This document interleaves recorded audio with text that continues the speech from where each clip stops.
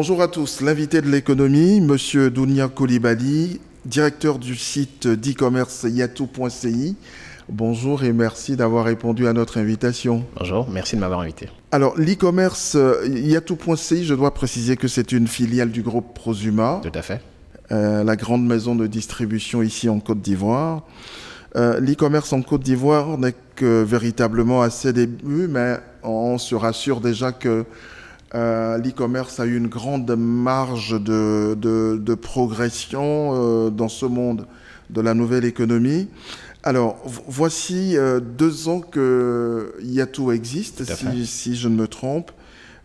Pourquoi la création de ce site d'e-commerce par Prosuma, qui est dans la distribution? D'accord. Je pense que c'est une très bonne question. Il faut savoir que Prosuma, c'est, on va dire, le leader de la grande distribution en Afrique francophone. Voilà.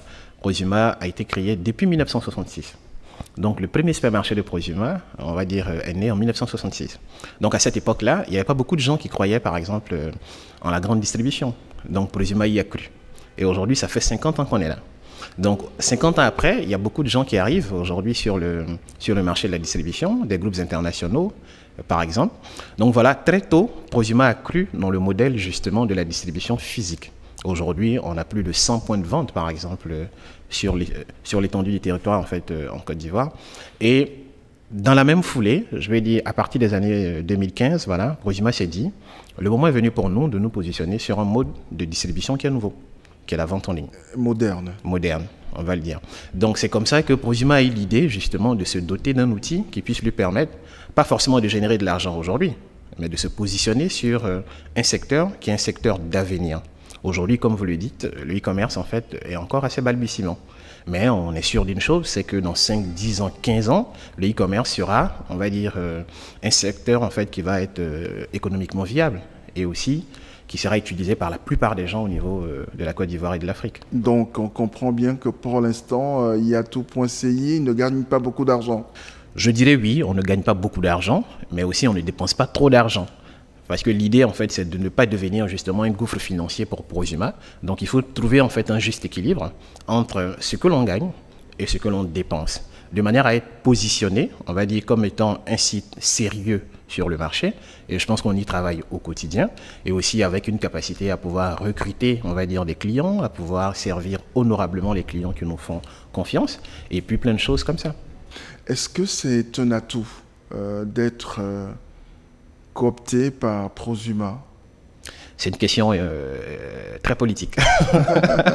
Donc, je vais dire que c'est un très grand avantage d'être une filiale du groupe Prosuma pour plusieurs raisons. La première raison, c'est que financièrement, Prosuma est un groupe qui est très, très stable et qui est très sûr au niveau de la Côte d'Ivoire. Donc, du coup, à la fin du mois, moi, je n'ai pas de difficulté, par exemple, pour payer les salaires de mes équipes. Vous voyez, si j'ai besoin d'investir, par exemple, dans l'achat d'un PC ou de ce genre de choses, je n'ai pas d'inquiétude à me faire à ce niveau-là. Parce que le groupe Prosuma me donne les moyens, justement, pour travailler. Et aussi, un atout également indéniable d'être une filiale, justement, de Prosuma, c'est d'avoir à disposition le réseau de distribution de Prosuma. Ouais. Aujourd'hui, Prosuma a plus de 100 points de vente. Et c'est décisif, ça? Oui, c'est très important pour nous. Vous voyez, pour développer, par exemple, les différents points de retrait, je n'ai pas besoin, en fait, de prendre des magasins et autres, par exemple. J'utilise déjà le réseau de distribution de Prosuma qui existe. Mais surtout, le plus important, c'est que nous bénéficions d'une expertise de plus de 50 ans, voilà, que des gens ont construit. Voilà. Quand je prends, voilà, moi je suis toujours heureux, par exemple, de bénéficier des conseils de M. Abou Kassam ou de M. Karim Fakri, par exemple, lors de certaines réunions, par exemple. C'est des gens qui connaissent le marché, qui y ont travaillé, qui sont partis de rien et qui ont bâti justement des empires. Donc, être une filiale de Prosuma, je pense que c'est une très, très, très forte chance pour nous. Alors, maintenant, on sait que le secteur est tout nouveau, mais il y a déjà beaucoup de concurrence. Quelle est, votre part de marché? Quelle est la part de marché de yatou.ci sur le marché du e-commerce aujourd'hui en Côte d'Ivoire? Pour vous dire la vérité, il est difficile d'estimer la part de marché. Parce qu'aujourd'hui, c'est plutôt les structures étatiques qui doivent mener l'étude en fait sur le secteur. Voilà, pour nous dire, globalement, la plupart des acteurs en fait réalisent tel pourcent et nous, en fonction de notre chiffre d'affaires, on pourrait déterminer notre part de marché. Mais je pense que ce travail aujourd'hui n'a pas encore été fait. J'ai reçu régulièrement des missions en fait, de plusieurs ministères, il me semble, qui sont venus nous demander, par exemple, comment est-ce qu'on fonctionnait, quel était notre chiffre d'affaires, qu'est-ce que nous réalisions, ainsi de suite. Mais je pense que c'est des données qui vont arriver incessamment. Donc aujourd'hui, il est difficile de vous dire exactement la part de marché que nous avons. Il y a, je parlais tout à l'heure de l'univers très concurrentiel qui se crée autour de l'ambiance très concurrentielle qui se crée autour aujourd'hui d'e-commerce ici. Vous avez de redoutables concurrents, si on peut le dire ainsi. Mais il y a une autre concurrence beaucoup plus subtile, je vais dire. C'est sur les réseaux sociaux, ces anonymes qui font du e-commerce et qui gagnent beaucoup d'argent. Par rapport à cela, est-ce que pour vous, c'est un handicap? Je ne pense pas du tout, parce que pour moi, justement, le e-commerce, c'est un secteur qui est nouveau. Donc, les populations à la base ne sont pas habituées à ce mode d'achat-là. Donc, le fait d'avoir des acteurs tels que voilà, les acteurs les plus sérieux, enfin, voilà, que je ne vais pas citer, et aussi des anonymes, par exemple, qui vendent sur Facebook, pour moi, c'est plutôt une chance parce que tous ces gens-là travaillent justement à l'éducation progressive des populations. Ces gens-là travaillent à renforcer une forme de confiance qui pourrait exister, par exemple, sur la vente en ligne. Vous voyez, par exemple, il y a 2 ou 3 ans, si on vous disait de faire un achat sur un site internet, vous allez dire non, je ne sais pas si on va me livrer, je ne sais pas s'ils sont sérieux. Et voilà, aujourd'hui, ça commence à devenir quelque chose de banal. Donc, ce sont des efforts qui ont été faits par plusieurs structures, dont ces anonymes-là, donc je pense qu'il faut les féliciter. Mais je pense que le potentiel du marché aujourd'hui, il est encore énorme en fait. Donc la saturation est encore très lointaine, par exemple. Aujourd'hui, en fait, il y a de la place pour tout le monde. Donc à la fois, d'autres acteurs en fait peuvent venir en fait sur le marché. Je ne pense pas qu'il y ait un problème. Le tout, c'est de travailler à développer justement la confiance, voilà, qu'on peut inspirer en fait aux différentes populations. Alors, quels sont les critères aujourd'hui si on veut vraiment booster le e-commerce en Côte d'Ivoire? D'accord. Bah écoutez, c'est une réflexion que j'ai menée un peu parce que la première difficulté à laquelle nous sommes confrontés, c'est justement la distribution de nos colis. Vous voyez, souvent avec mes équipes, on veut arriver à tel nombre de commandes, par exemple, on veut avoir un pic de commandes, mais quand on a un pic de commandes, pour vous dire la vérité, c'est un stress aussi que nous avons. Parce qu'après, ce n'est pas nous qui distribuons les colis. Vous savez, souvent, je vois des gens qui me disent « Oh, Dougnan, j'ai passé ma commande sur Yatou, j'ai pas reçu ma commande, c'est pas sérieux. » Bon, écoutez, je ne peux pas dire à ces gens-là que c'est mon prestataire de livraison qui, au lieu de m'envoyer, je vais dire, on a fait des réunions en amont pour lui dire que le dimensionnement de la nouvelle flotte que je veux désormais est celle-ci. Et il m'envoie des gens voilà, qui sont moins nombreux, par exemple. Donc, c'est des difficultés que nous avons. Et aussi, on a le matériel qu'utilisent, par exemple, les gens pour faire cette distribution-là, par exemple, qui n'est pas souvent adapté, ou, je vais dire, dont le matériel n'est pas suffisamment calibré et tout ça. Mais quelque part aussi, c'est une affaire de culture de la distribution. N'a pas. Vous voyez, en Europe, par exemple, c'est plus simple pour Amazon de faire de la distribution. Là, j'ai vu, je crois, que Amazon avait signé un partenariat avec La Poste en Suisse. Donc, voilà, ça va plus vite. Parce que La Poste aussi a cette capacité au niveau de la Suisse, par exemple, de pouvoir délivrer, en fait, des commandes en temps et en heure, et surtout de livrer, justement, une prestation qui soit très intéressante. Donc, la première chose à améliorer, selon moi, pour que, justement, le e-commerce puisse se développer, c'est d'abord la distribution. Ouais. Aujourd'hui, on n'a pas d'adresse, par exemple, au niveau de la Côte d'Ivoire. C'est extrêmement compliqué de faire des livraisons, par exemple. Donc, ce qui fait que nos livreurs perdent souvent suffisamment de temps pour retrouver le client qui se trouve derrière la dame qui vend un peu dans le locaux et que souvent, voilà, c'est un peu compliqué. Donc, ça, c'est le premier critère. Il faut que les acteurs se professionnalisent. Et surtout, il faut qu'ils se disent qu'il y a un marché qui est très important, qui est le e-commerce, qu'on doit développer ensemble, en fait. Donc ça, c'est la première chose. La seconde chose, pour moi, c'est les moyens de paiement. Aujourd'hui, pour l'ensemble des plateformes de paiement, il me semble qu'il n'est pas exagéré de dire que 80 à 90% des transactions sont payées cash à la livraison. Donc, quand on a des volumes importants de cash à gérer, vous voyez, souvent, c'est compliqué. C'est beaucoup de risques aussi. Effectivement. Donc, le livreur peut disparaître avec l'argent. Et après aussi, on doit avoir une comptabilité au niveau des magasins ou au niveau des entrepôts. Donc, ça demande aussi plus d'effectifs, plus de vigilance, plus de contrôle. Alors que si on arrivait à payer en ligne, voilà, ce serait vraiment plus simple pour nous. C'est d'ailleurs pour ça que nous avons signé ce partenariat avec Ecobank là. On va en parler tout à l'heure.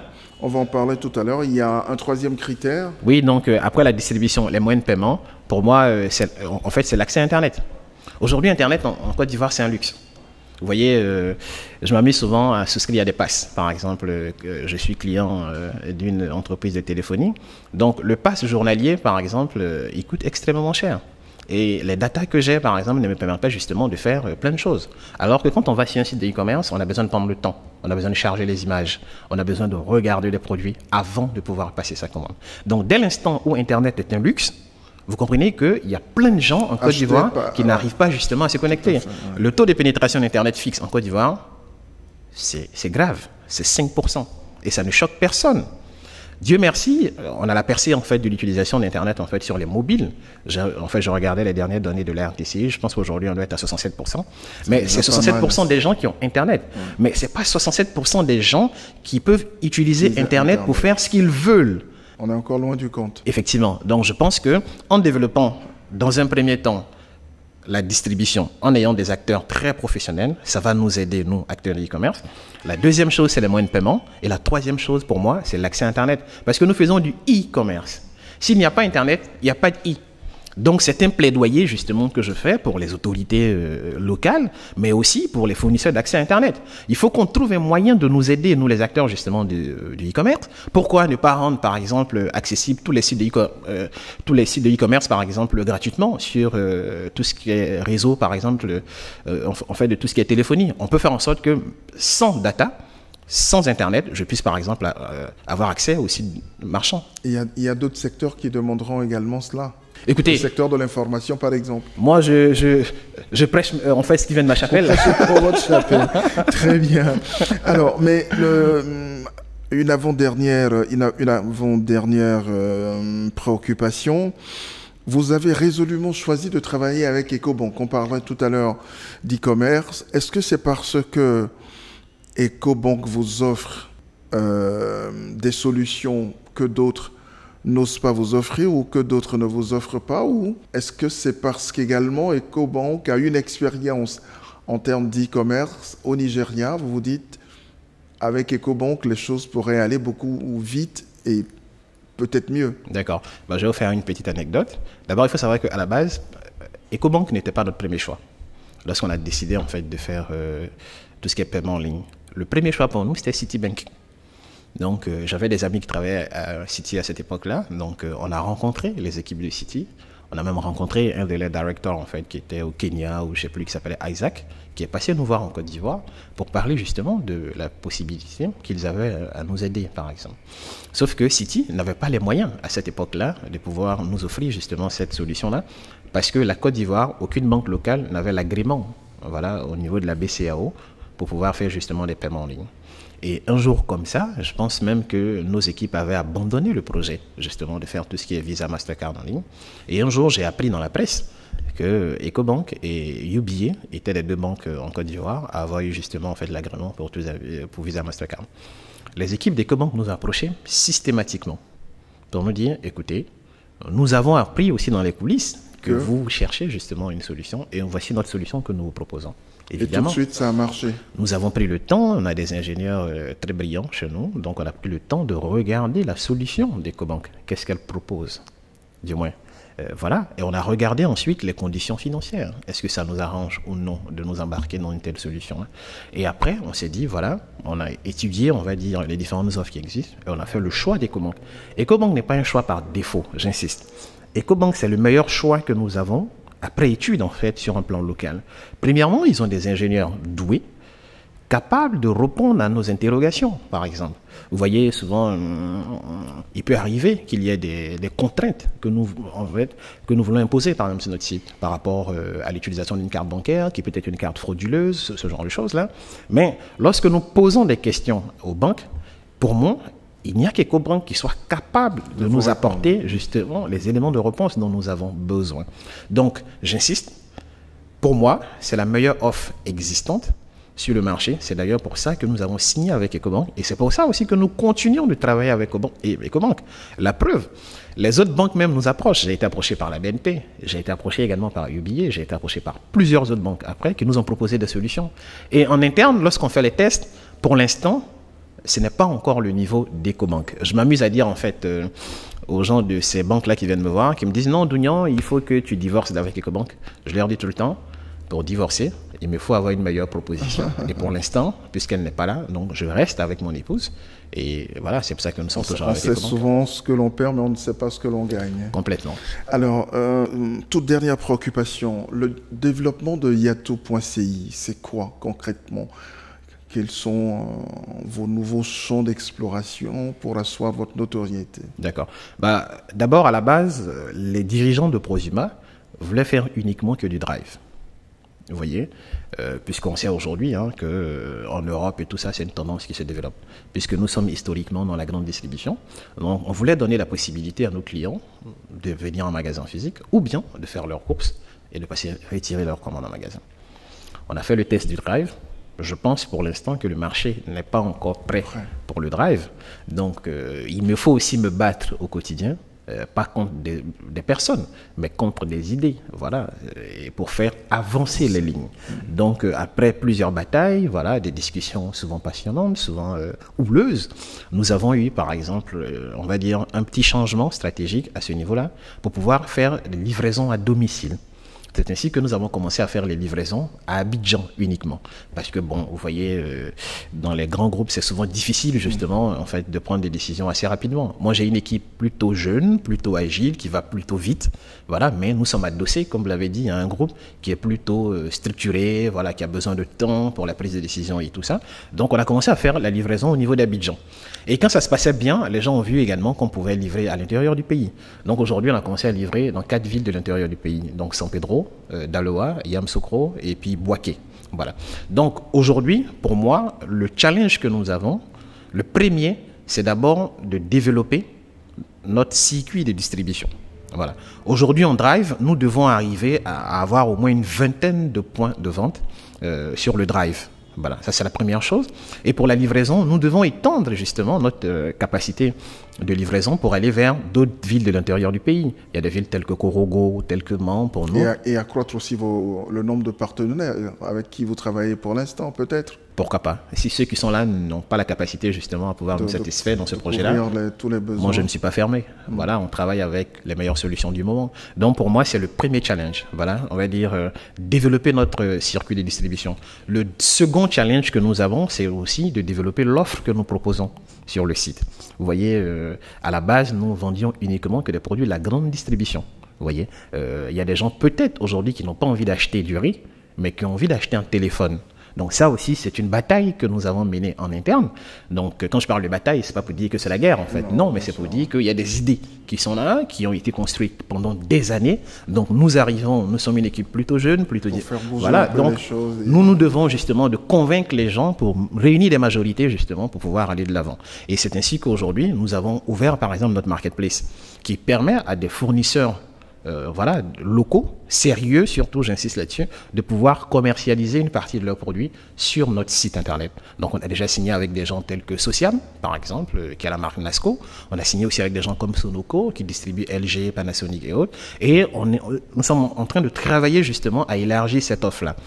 Mon objectif, ce n'est pas de signer 1000 partenaires locaux, ça ne m'intéresse pas. Je veux signer à minima les 25 meilleurs distributeurs au niveau de la Côte d'Ivoire qui me permettront de diversifier justement l'offre sur notre site. On veut que sur Yato, comme son nom l'indique, qu'il y ait évidemment tout. On veut avoir des produits de grande distribution, on veut avoir des produits technologiques, on veut avoir de la mode et on veut avoir de la cosmétique aussi pour que les gens justement puissent se retrouver sur cette plateforme-là afin de pouvoir l'utiliser au quotidien. Donc voilà un peu les deux gros défis que nous avons. Et évidemment, l'autre défi, c'est de continuer à faire en sorte que la jeune équipe avec laquelle je travaille puisse être motivée et aussi avoir toujours la détermination à se donner, comme elle l'a déjà fait par le passé. Voilà, et ensemble qu'on puisse relever beaucoup de défis. Donc voilà un peu.